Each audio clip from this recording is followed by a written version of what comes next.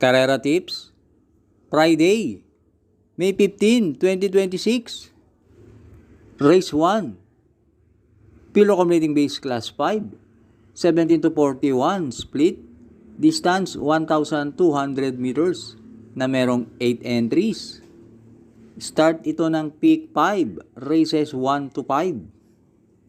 Dito sa race 1, pampremera ko yung entry number 1, Noble Touch, sakay ni John Alvin Guse. Last run, mabigat ang nalabanan yan. At gumawa yan ng 129.6 sa 1.4. At meron yan best time na 113.5 sa 1.2. Panigundo ko yung dos at Chihali sakay ni R.A. Base. Last run, di maganda ang alis niyan. Pero meron yan 114.5 sa 1.2, kaya tingin ko may panalo rin yan. Kaya dito sa race 1, pampremera 1, Noble Touch, panigundo 2, at Chihali. Race 2, Pilo Accumulating Base Class 5, 17 to 41 split, distance 1,200 meters na merong 8 entries. Start ito ng winner take all, races 2 to 8.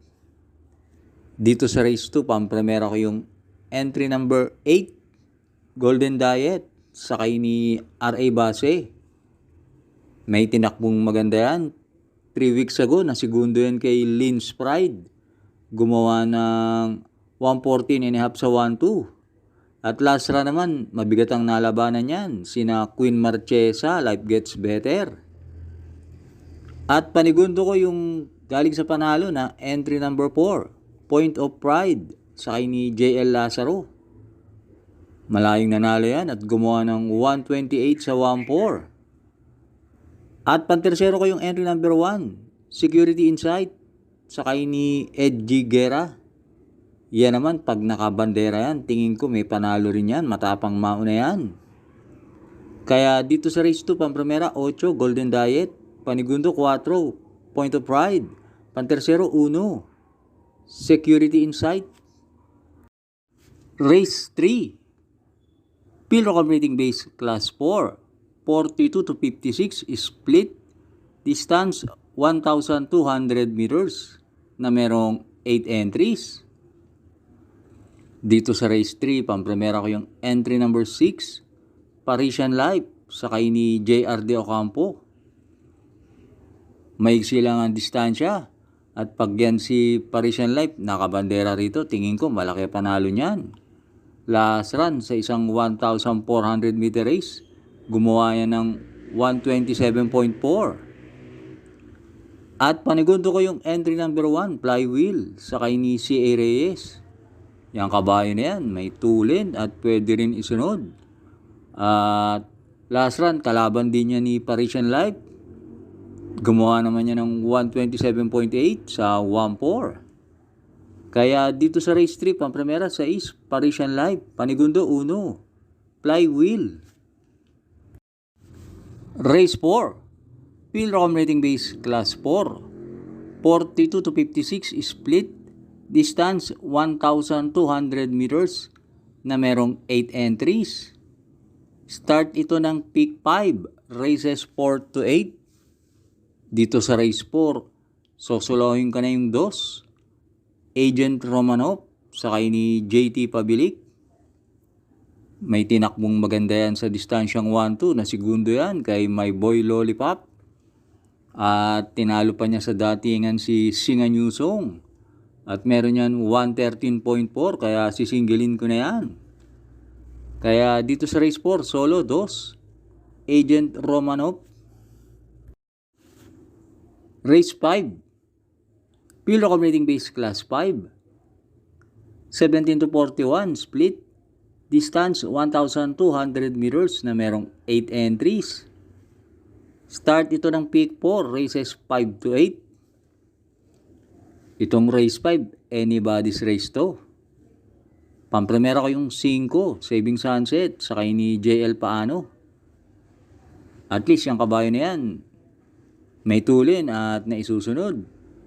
Kaya pampremera ko yan. Panigundo ko yung entry number 3, Imperial Queen, sakay ni JD Calagos. Yung kabayo na yan, merong 114.5 sa 1-2 at tingin ko magandang dehado yan. At pantersero ko yung entry number 1, Bonnie Avenue, sakay ni AP Peñaflor. Karamihan ng mga entries dito matutulin. Yan si Bonnie Avenue, isusunod lang yan. Pwedeng makatsyempo ng panalo yan. Kaya dito sa race 5, Pampremera 5, Saving Sunset, Panigundo 3, Imperial Queen, Pantersero 1, Bonnie Avenue. Race 6 na tayo. Pilrocom Rating Base Class 5, 17 to 41, split. Distance 1,200 meters na merong 8 entries. Dito sa race 6, sosolohin ko na yung entry number 5, Oruti, sakay ni Eminem Gonzalez. Doon sa karera na pinanalunan ni Chef Cat, yan si Oruti, nalucha lang yan ni Bright Mind. Sa karerang to, tingin ko walang mauuna kay Oruti at maiksi lang ang distansya. Kaya dito sa race 6, solo 5, Oruti. Last double na tayo, race 7.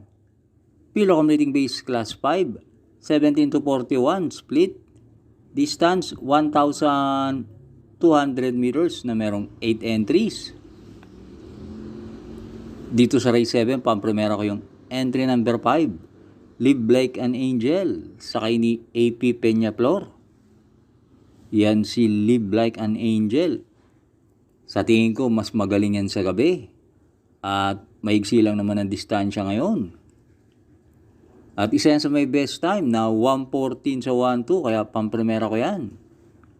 At panigundo ko yung entry number 2, Street Magic, sakay ni LF Desus. Lately, consistent ang takbo niyan ni Street Magic. At sa tingin ko, yan lang ang pwedeng magbigay ng magandang laban kay Live Like an Angel. Kaya dito sa race 7, pampremera 5, Live Like an Angel. Panigundo 2, Street Magic. Race 8, Pilrocom Rating Base Class 4, 42 to 56, split. Distance 1,200 meters na merong 8 entries. Nakikita ko rito sa race 8, ang mga may chance ang manalo rito, 1, 3, 5, 7, 8. Pag yan 5 ang parating nyo, sitting pretty na kayo. Pero pumili lang ako ng 3 rito. Pampremera ko yung 3, Sweet Damani, sakay ni AR Villegas. Yan si Sweet Damani, last run na segundo yan. At meron yan 113.6 sa 1-2.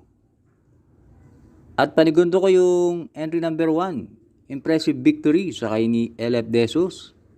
Kursunado akong dehado yan dahil ang tinalo niyan sina Blame the Ghost at Blue Thunder. At pantersero ko yung entry number 8, Runway 10, sakay ni AP Peñaflor. Mahirap iwanan yan, si Runway 10. Dahil isa yan sa may best time na 113 sa 1-2. Kaya dito sa race 8, pampremera 3, Sweet Damani. Panigundo 1, Impressive Victory. Pantersero 8, Runway 10.